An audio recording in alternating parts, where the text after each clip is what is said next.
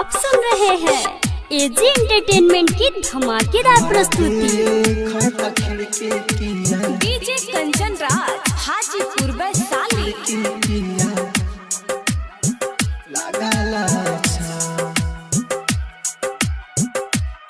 हमारा mix by AG recording studio.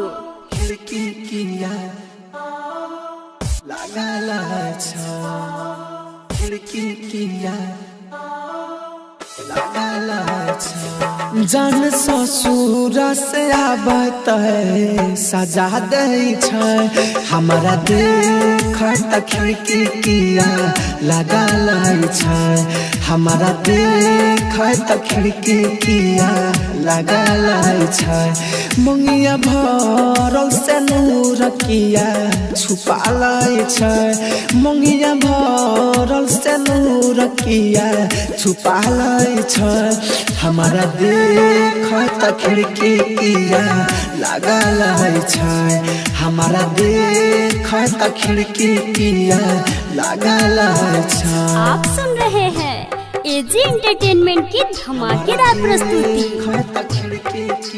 DJ Kanchan Raj Hajipur Vaishali.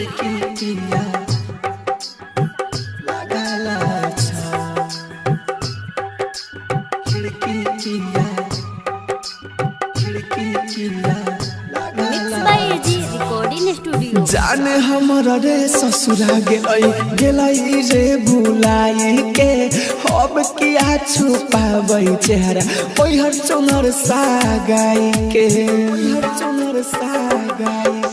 जाने हमारा रे ससुरा गेलई रे बुलाई के अब किया छुपाबै चेहरा ओइ हर चोनर सागाई यार हमारा सब की नता नहीं छै यार हमारा सब की नता नहीं छै हमारा देख खिड़की किया लगा छै हमारा देख खिड़की किया लगा छै। आप सुन रहे हैं एजी एंटरटेनमेंट की धमाकेदार प्रस्तुति।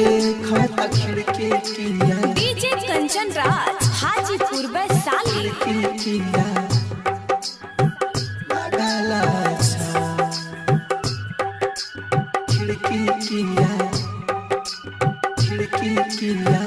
Mix by AG recording studio. पहले खिलता धूप सगरी रोज हमके हंसाई के नजर उठा के देख हमारा आँख से नूर गिराई के